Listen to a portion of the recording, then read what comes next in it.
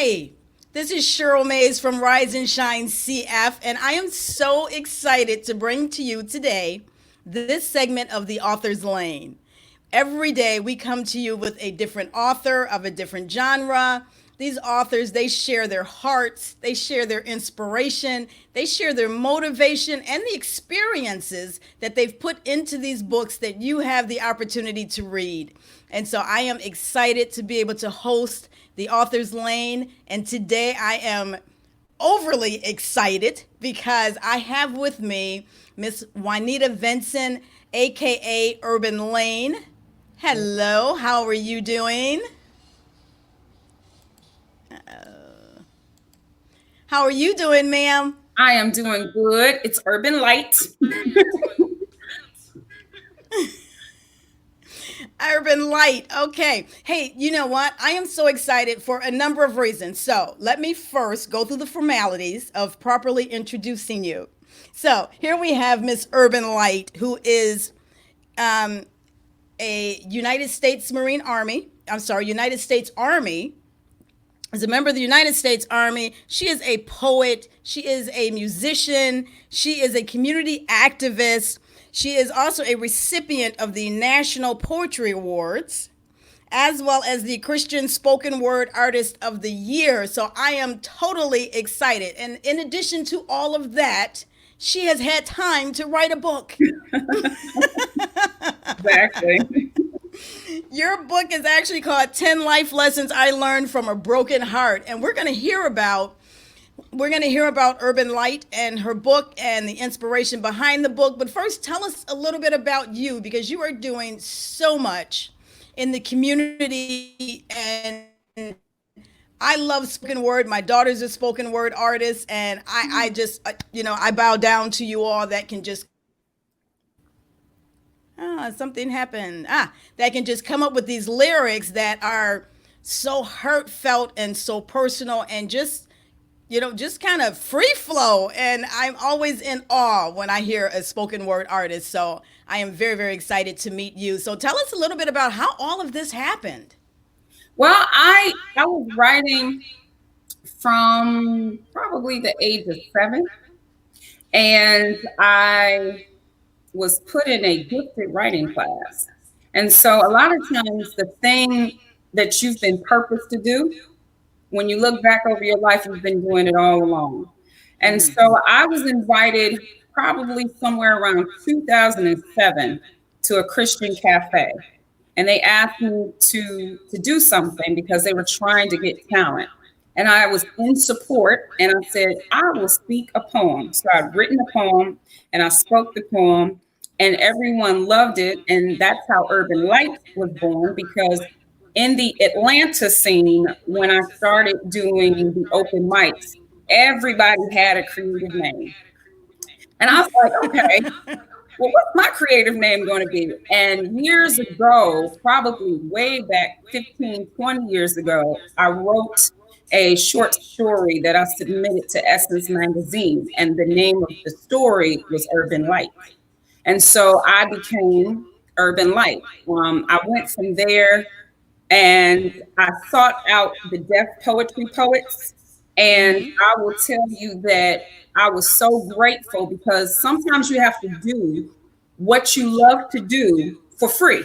So I was going to the open mic, creating a name for myself. And the Deaf Poetry Jam poets had been on HBO, they had been on TV, and I reached out to Georgia Me, one of the phenomenal spoken word artists, and I asked her if I could go out on the road with her. And she's a Tony Award winner. She is a phenomenal dope poet, and she allowed me to go on the road with her. And she took me under her wing, yeah, and showed me how to do what spoken word artists do. And I turned it from a hobby into a business. And from there, I began to get bookings, and I knew that I needed a product. And so I said, I need to write a book. And I had all my other spoken word artists that had CDs and books and t-shirts. And so I followed suit. I wrote my first novel, which was The Sisterhood of Insanity. And then after that, I wrote the 10 life lessons I learned from a broken heart. With the Sisterhood of Insanity, with my first novel, like I was saying, I followed the Master P plan. For every gig that I had, I took the book, I put it in the back of my trunk. I had boxes and boxes of books. I had a manager at that time, Lori Edwards. Shout out to Lori. Hey, my girl. And she was my booking agent. And we sold over 10,000 copies, Cheryl. I wrote that book in 2011. That book bought a house for me. That book took me on trips. That book bought a car. That book paid for my children. And I left my 9 to 5 job and I was making 6 figures a year. But I knew Okay. that writing was what I was born to do.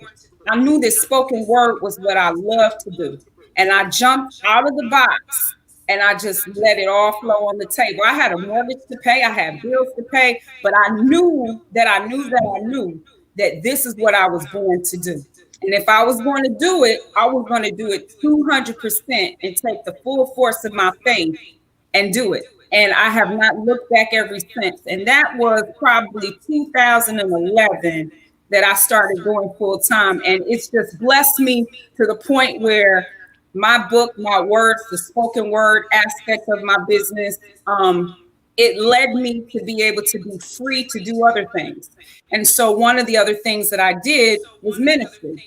And so I answered my call into ministry in 2008. And so here it is. I'm a minister in the church. And when I'm going out at night, I feel like it's the same thing, inspiration through words, because that's what Urban Light stands for. Creative words, healing the hurting through creative words. I went and I started a foundation in Atlanta called Artists Against Violence. And what we did was I partnered with Atlanta Public Schools, and we would go into the schools and do spoken word contests for teenagers. And they would Okay. use like words to combat violence. And you know how kids, they love, to rap and do rap battles. So we would do poetry Exactly. slams with kids and we would make them put together words like, I need you to take and write a spoken word piece about stopping the violence. And then we would have like a protege. I partnered with the 100 Black Men. Hey, Mr. Lionel Woodyard in Atlanta with the 100 Black Men of America, and Thomas Dort with the 100 Black Men of America in Atlanta. And I was able, through that organization, to come up with spoken word pieces, one in particular to inspire young Black males called Good Black Men. And through that, I met so many activists. I met an activist by the name of Marcus Coleman in Atlanta. And I found out about Kendrick Johnson, and I went down to Valdosta, and anywhere we marched for Trayvon Martin. And then we marched. I mean, it was just a continuous cycle, unfortunately, but we were trying to bring notoriety through words for police brutality and all the violence that was going on. So it took off. It started off just with me speaking a poetry piece that I felt in my heart I needed to speak. It turned into a business. The business turned into ministry. Ministry turned into a foundation. And next thing you know, I'm on the Steve Harvey show. So it's amazing how when you do what it is that you were You created. know what's so interesting? I think it's your connection that keeps blacking in and out. Oh, You know what's so interesting about this is that full cycle. It's that cycle from where you started and how you actually use that gift to start your business, use that gift to find the purpose that you are operating in, and that purpose opened up opportunities. I am a huge, huge advocate of operating within your purpose because it finds opportunities. yes. And when you're open to those opportunities, you'll be amazed at some of the things that will actually come your way. And you've been able to use this platform in a enormous facet to be able to not only help yourself and your family, but to help the communities and young men and young women and women in general. And so I look at this, and as people people are seeing this, as readers are looking at this, writing a book stems from something that happens. And then how do you put it to words to be able to say, okay, now I'm going to release this to the public and let them hear, what I have to say, and hopefully it does something in their life. Absolutely. You told me something when we had a conversation. Now, and I took something from your bio where it says your motto is "Let the light shine." That's absolutely right. I believe. And so, share with us a little bit about what that means to you. So I come from a theological perspective. And Mm-hmm. so I believe that I've been put in this world to, just like the scripture text says, it says, let your light so shine among men that they will see your good works and glorify God that is in heaven. And so a lot of times, people think that angels are these fictitious creatures with wings and things like that, but I don't believe that. I believe that God has created us to move so that we can help other people. So letting your light shine is not so much about living for yourself and living for your own, to heap up on your own self, but to see the positivity out of everything. So even the name. So my name, my poetic name, Urban Light, came from this. So it was a story that I wrote. And in the story, there's an older woman named Hattie, the character. She's talking to this young lady named Pearl. And Pearl has gone through all of this. She's gone through molestation. She's gone through drug addiction. She's had a very hard life. And Hattie says to Pearl, she says, look out there, because they live in the ghetto. They live in the hood. They live in an urban area. And she said, the sun still shines every day on us. Mm-hmm. And that's the thing, that no matter what situation that you're in, no matter where you came from, the sun still shines. And you can still, even when you're going through your darkest time, there's still some light somewhere deep down in you that you got to kindle up and let shine, especially during this particular coronavirus time. There are so many people that are home right now listening to my voice. And I'm saying to you that there is so much that you're going through right now. And even in your darkest hour, there is some light. There is some reason. There's a purpose for your pain. Kindle that fire and let it come out. When I wrote the 10 life lessons that I learned from a broken heart, I went through heartache and pain. I was in ministry. I had gotten a divorce, and then after my divorce, I went through singleness, because I had been single, then I was dating, married, separated, divorced, and then found myself single again. And I was asked to give leadership to the singles ministry. And it was like 0 people. Then it grew to like 478 people. And I would hear the stories that so many of my members would come and share with me. And as a pastor, you're just supposed to have this listening ear. But at the same time, I was going through my own set of circumstances where I had started dating again.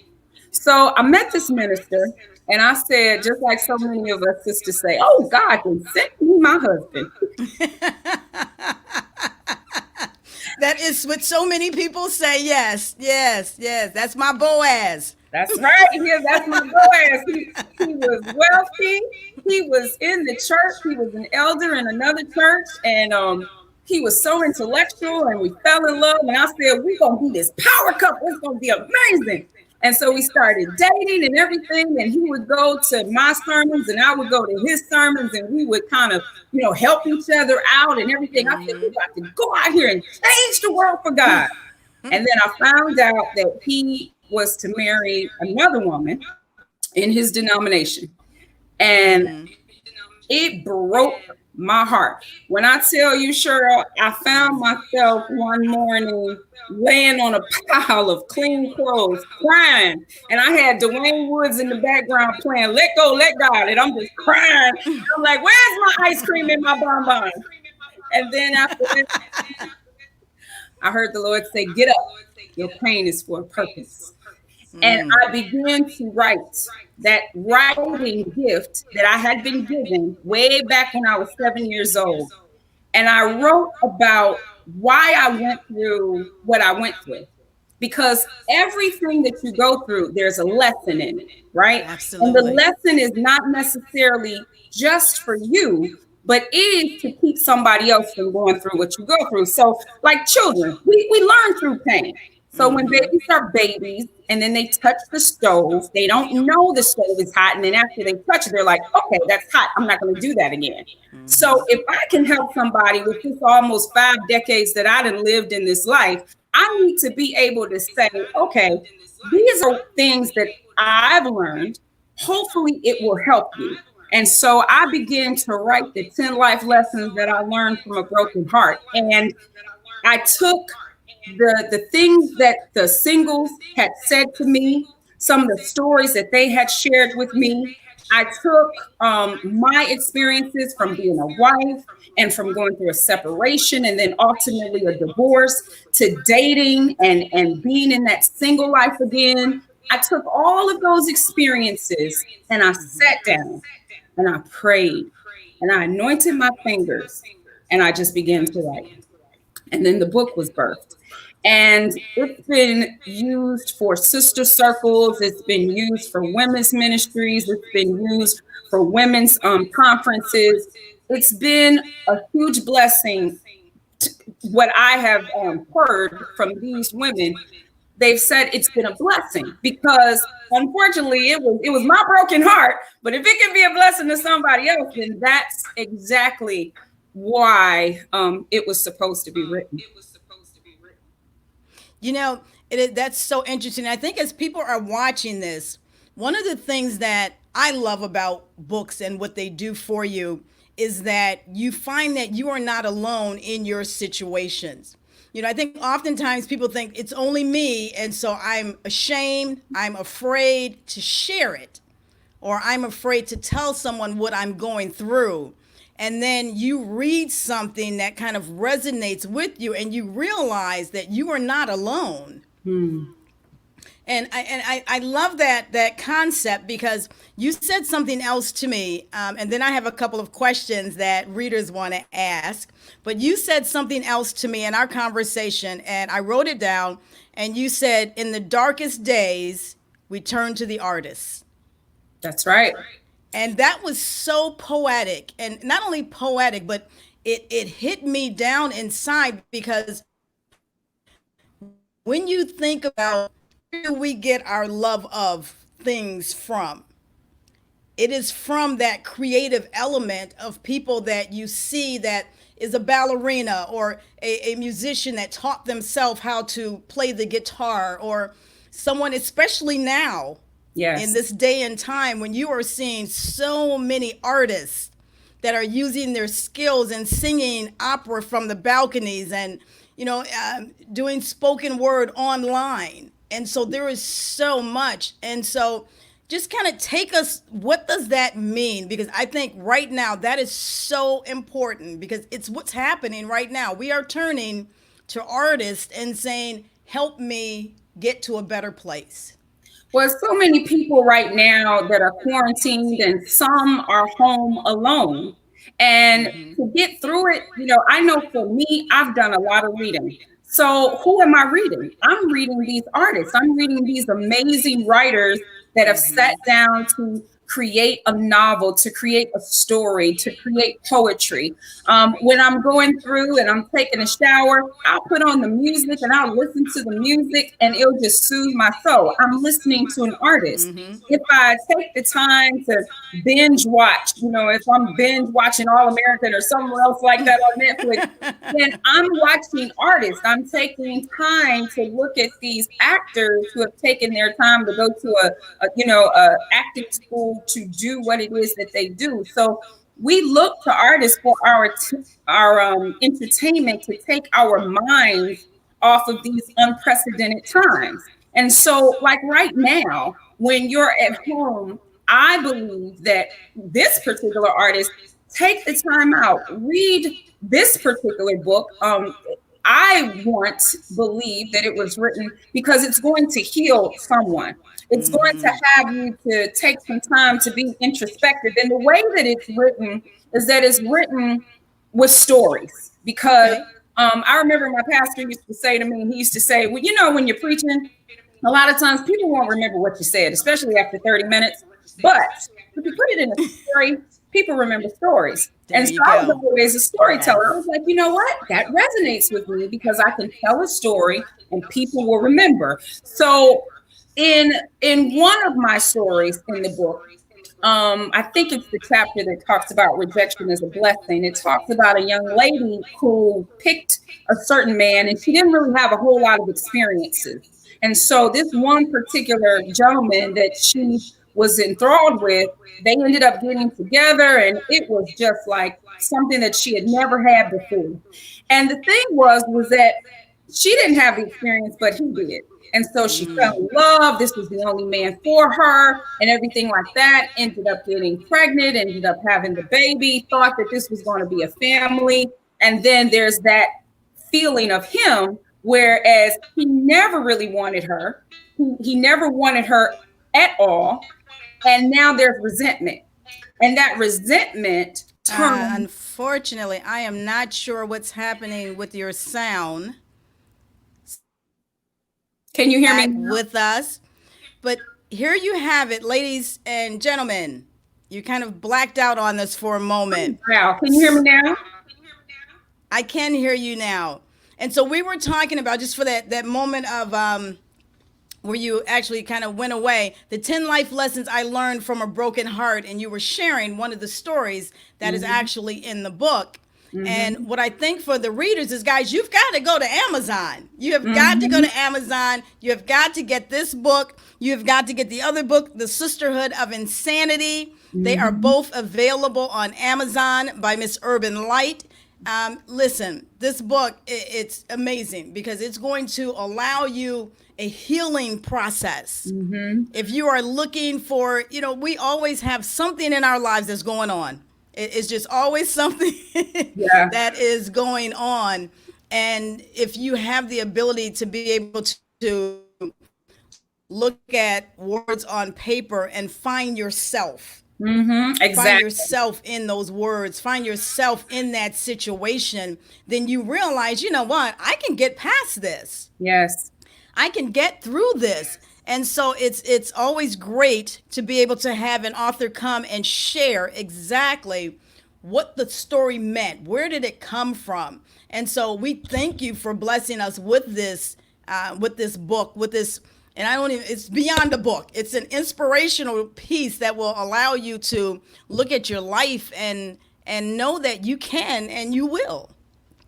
Thank And you. so I have to ask you a couple of questions now. So you've had the opportunity to write this book. And so readers are always concerned about how much time does it take? Because if people that are right now homebound and they're probably going, you know what? I got a book in me. I've got something that I want to say. And so there is a process. And so some people, it's taken months, years, weeks. What's your process writing your book? It's what you really want. I I believe I was born to be a writer. So like I'm finishing up another book right now. And I'll probably be finished way before we come out of quarantine. And then I've Okay. started on a poetry book. The process is to write. Just start and focus on writing the same way that you focus on anything else that you really, really want. If you really, really want to publish a book, it's not going to take you years unless you're doing research. So if you're having to do a lot of extensive research and that's the type of book that you're writing, then it may take you a longer process.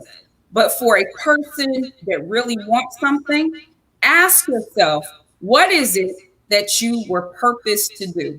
And what is it that you would do every single day that nobody has to pay you for? When you say to yourself, and your answer is writing this book, then you need to get to it because that's what your purpose is. And that's the thing that just like me, I didn't know that I was going to walk away from a six-figure job and end up having a book pay for everything for me and for my children. So this may be what it is that you were created and purposed to do. And so just like, Nike, just do it. If you want to write a book, start writing. Start from the beginning. Don't worry about the middle and the end. They're going to come, but just start writing. And that is how I used to do writing workshops. And I would sit there and I'd see people just wreck their brains. And I'd say, just start writing. And you would be amazed how when you start writing, things just start coming to flow. Mm-hmm. That's why you have an editor, because then the editor says, okay, I got to take some of this stuff out. My editor, I know she probably went through my book. My book was way bigger than what it was right now. The second one, the 10 Life Lessons of a Broken Heart. But she went through and she added out a lot. So just start writing. The editor will do the editing, but you as the writer need to just start writing. And that's another important aspect of what you just said, because I had the same experience when I wrote my book, is that you have to have an editor. Yes. You have to have a person that is designated whose sole purpose is to make sure that nothing gets through that makes you look like you have no idea about the grammatical errors or, the English language. Yeah. Because sometimes when you write from your heart and your passion, the there's that are there and the R's that are, and, it just doesn't come out in that fashion, although what it's supposed to say. Yeah. So you definitely have to find yourself an editor that is a good editor. Yes. That will allow you to go back and forth and say, okay, no, you can't take that piece out because that's the context piece. So there's that relationship that you need to have with an editor that will actually say, sounds better this way. Absolutely. So I think that's a huge, huge piece. I have another question for you, and this is going to be great for you just because of what you do. Everyone has a word for the year. And so this word is something that either grounds them, it brings them back on course when they've gone too far left or too far right, and it keeps you true north. And so what is your word for the year? Intentional. Okay, so share with us briefly about that. I used to just do things just to be doing them. And I will say this, before coronavirus, there was a whole bunch of moving my body and being extremely busy, but not being productive. Mm-hmm. So I've learned, because this year when I came into 2020, I said, I am going to be intentional about how I use my energy, because I want to be productive and not just busy. I don't want to end up having 5 pots on the stove and not having a meal in the end. Mm-hmm. I love that analogy. Guys, listen, you have just been listening to Urban Light, the poet, the community activist, the author of 10 Lessons I Learned from a Broken Heart, and the Sisterhood of Insanity. Both of these books are available on Amazon, so please run over to Amazon and get them. And you can also follow Urban Light on Facebook. This is her Facebook handle that is on the screen there. So you can follow her, find out where she's performing, keep up with her, because there are some more books that's coming your way from Urban Light. This is definitely a purpose for her, a gift. And we thank you as readers for sharing your gift with us. Absolutely. One more question that I have before we part, and I always ask this question to authors, and that is, how do you feel about getting a review from a reader? Because I believe readers would have the purpose to be able to write a review. It would go so well, and it would do so much for the authors. Absolutely. I love reviews. I am an advocate of of open communication. I'm an advocate of especially creative people having a voice. And so your cup of tea may not be everybody's cup of tea. It doesn't mean that it's not still tea, but it just may not be their cup of tea. But a lot of times, most of the feedback I get is positive. But when there's feedback that's negative, you look at the source, but you also, you want to take the criticism. It's just like my grandmother used to say, it's kind of like eating fish. You eat the meat and you spit out the bones. But I believe in people being able to share how it is that they feel about whatever it is that they feel. And I love that. I love that freedom. I love reviews. So there you have it. When you get this book on Amazon, and you will get this book on Amazon, definitely take a few moments. Write a few words, a couple of sentences, either on Urban Light's Facebook page, on Amazon, whatever the case. Just share how you feel about the book. We always want to know and hear from the readers exactly what you took away from the book, because it just kind of lets us know, are we on point? If not, then there are some things that we can do. Feedback is always powerful. Yes. So I would love that opportunity for you guys to share that with Urban Light. And I also have here another site if you are looking to follow her. This is urbanlightpoet.com. So you can follow her on that page. Also, that is your website. Yes. Yes. So you can follow her on her website. But whatever you do, you've got to get this lady, because she is healing every possible way that she can, and sharing information, sharing experiences, which we all need. And so I am excited to have had this opportunity to chat with you. I want to thank you for joining us on this segment of the Author's Lane. Please follow her. You have all of her handles. We will also have this information in the comment section for you to be able to follow her and keep up with the activities that she has going on in the future. And guys, remember, every day at 3 p.m., you have another author that is coming to you from the Author's Lane. You never know who you're going to meet. You just never know. So you got to come back every day, because you never know. So join us every day at 3 p.m. And then at 8 p.m., we have the watch party where you actually get to ask questions. So if you have any questions that you would like to have answered, you get answers right then and there. How cool is that? Yeah. This is truly an experience. So join us every day. We look forward to seeing you. Thank you so much, Urban Light, for joining us today. We want to say be blessed. Thank you. Yes, be so blessed much. and stay safe. Miss Cheryl Mays, thank you so much. I want to thank you. I want to thank Author's Lane. I want to thank you for this forum. And I want to tell all of your listeners, there's light at the end of the tunnel. Hi, hubby, my honey, my life partner, all that, the love of my life. And I want to say again that make sure that you all continue to let your light shine. There you have it, guys. So listen, you have